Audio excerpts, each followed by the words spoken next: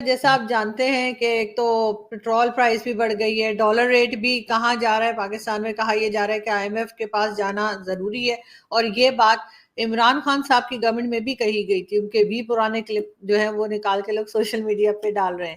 سب سے پہلے ہم اس پہ بات کرتے ہیں، سر کیا کہیں گے آپ، کس طرف ملک جا رہا ہے؟ دوسرا، فواد چودھری صاحب کو اریسٹ کیا گیا ہے، اس پہ بھی ایک ہنگامہ ہے، اور لگ یہ رہا ہے کہ ایک ایک کر کے مزید پی ٹی آئی کے ممبرز کو اریسٹ کیا جائے گا۔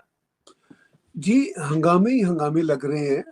مجھے یہ تو معلوم نہیں کہ باقی پی ٹی آئی کے اہم لیڈروں کو اریسٹ کیا جاتا ہے یا نہیں کیا جاتا، مگر فواد چودھری کی اریسٹ ہمیں یہاں سے بیٹھ کے یہی لگتا ہے کہ ایک بہت بڑا میسج ہے باقیوں کے لیے۔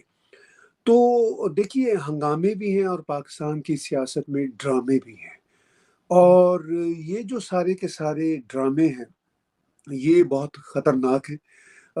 بائی دا وے، پہلے بھی 75 سال میں کوئی کم ڈرامے ہوئے ہیں، لیکن اب تو ڈرامے بازیوں کی انتہائیں ہیں جو ہم دیکھ رہے ہیں، اور اس کا نقصان ظاہر ہے عوام کو ہو رہا ہے، ان لیڈروں کو، اسٹیک ہولڈرز کو، جو وہاں کے پاورفل حلقے ہیں ان کو تو کوئی نہیں ہو رہا۔ لیکن ان ہنگاموں اور ڈراموں کا اب یہ نتیجہ ہے کہ پاکستان اکنامک جو ہے نا تباہی کے بالکل دہانے پہ کھڑا ہوا ہے، اور یہ کوئی پہلی بار نہیں ہوا کہ اکنامک ڈیزاسٹر کے دہانے پہ کھڑے ہوئے ہیں، پہلے بھی کئی بار ہوا، مگر اس نوعیت کا بحران شاید پہلے نہیں آیا۔ اس کی وجہ یہ تھی کہ پہلے بحرانوں کے زمانوں میں کوئی نہ کوئی بیل آؤٹ آ جاتی تھی باہر سے، کوئی نہ کوئی قرضہ، کوئی نہ کوئی وار آن ٹیرر، کوئی نہ کوئی چکر چل جاتا تھا کہ جس سے پیسوں کی کوئی نہ کوئی جو ہے ریل پیل ہو جاتی تھی۔ لیکن اب اس بات کا کوئی امکان نظر نہیں آ رہا۔ دنیا بھی پاکستان کے ہنگاموں اور ڈراموں سے تنگ آ گئی ہے۔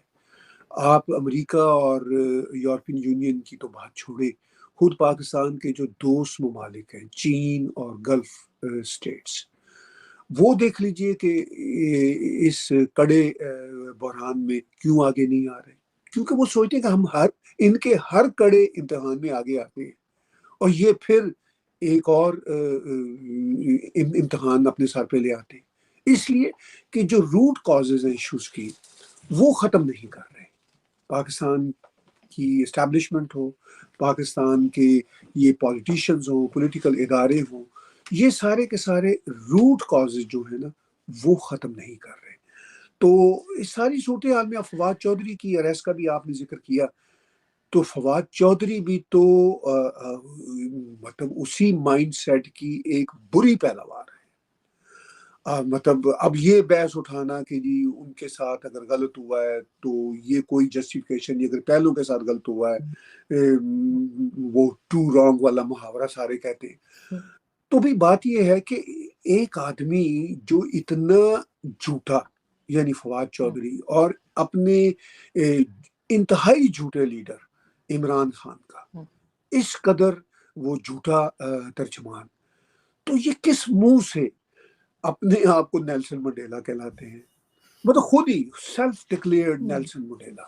اب دنیا میں نیلسن منڈیلا نے تو کبھی اپنے آپ کو ہیرو نہیں کہا تھا، دنیا نے اس کو ہیرو بنایا تھا، وہ اس کی پارٹی کے لوگوں نے ہیرو نہیں بنایا تھا، اور وہ پوری سالوں دنیا نے ریکگنائز کیا۔ رہتے، سر وہ سالوں جیل میں رہتے، ان کی تو 2 دن میں چیخیں نکل گئی ہیں۔ ہاں ہاں ہاں، اور جب یہ باہر آ جائیں گے آف کورس تو ان کی بھی لینگویج اسی طرح سدھر جائے گی جس طرح شہباز گل کی سدھر گئی ہے، اور غالباً اعظم خان سواتی کی سدھر گئی ہے۔ تو مطلب یہ ایک دم سے وکٹم بن جاتے ہیں، مطلب وہ 900 چوہے کھا کے بلی حج کو چلی والا جو معاملہ ہے نا ان کا، وہ ایک محاورہ ہے ہمارے ایکسپریشن میں، تو وہ بن جاتے ہیں۔ بھائی ان سے پوچھے کہ تم لوگوں کا اپنا کردار کیا ہے۔ اب آپ دیکھ لیجئے ان کے جو لیڈر ہیں عمران خان، وہ چلے تھے امریکہ کے خلاف سازش کے جھوٹ سے، تو وہ بھی آگے نہیں چلا، جھوٹ مطلب خود ہی چھوڑ دیا۔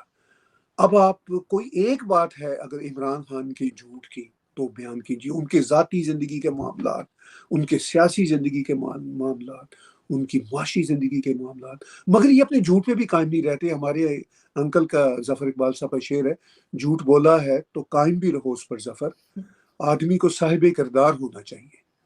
یہ تو بالکل. جھوٹ بول کے اس پہ قائم بھی نہیں رہ سکتے. یہ تو اتنے چھوٹے اور بونے قسم کے لوگ ہیں.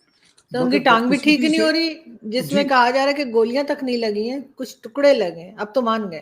ہاں، مطلب یہ ہے کہ کوئی کسی ایک بات پہ یہ قائم نہیں رہ سکتے، ہوں. کسی ایک بات پہ. تو بدقسمتی یہ ہے کہ اگر پاکستان کے بڑے لیڈر یہ ہیں، اور دوسری طرف آپ دیکھ لیجیے، میں صرف ان کو تنقید کا نشانہ نہیں بنانا چاہتا. اب اسحاق ڈار صاحب نے کہا جی کہ وہ اللہ نے یہ ملک بنایا تھا، اللہ ہی بچائے گا. تو یہ کس طرح کا مائنڈ سیٹ ہے؟ For God سے اچھا یہاں تک کہہ دیا کہ بھئی سعودی عرب بھی کلمہ کے نام پہ نہیں بنا تھا، ہم تو بنے تھے. مائی گاڈ کم آن. اللہ نے ملک شاید نہیں بنایا تھا، یہ انگریزوں نے ملک بنایا تھا. For God سے یعنی جھوٹ کو سمجھنا ہی نہیں ہے کہ یہ جھوٹ بول رہے ہیں. ایک تو دیکھیے انٹرسٹنگ بات کیا ہے، ایک تو یہ ہوتا ہے نا کہ آدمی کو پتا ہو بھئی یہ جھوٹ ہے اور میں کسی وجہ سے بول رہا ہوں، چلیے وہ پھر بھی مطلب جس کو ہم منافق کہتے ہیں، وہ پھر بھی مطلب میرے نزدیک یہ ہوتا ہے کہ یار اس کو ایٹ لیسٹ ریئلائزیشن ہے کہ یہ غلط ہے، یہ صحیح ہے. یہ ایسے بدبخت ہیں، یعنی اسحاق ڈار یہی سمجھتے ہیں کہ واقعی یہ اللہ ہی نکالے گا، ٹھیک ہے نا، یہ اللہ نہیں بنایا تھا. اور یہ سمجھتے ہیں کہ بھئی سعودی عرب کو بھی اگر اللہ نے کلمے کے نام پہ نہیں بنایا تو ہم تو ان سے بھی برتر ہیں. مطلب اور یہ ایسا ہی سمجھتے ہیں. Can you believe it?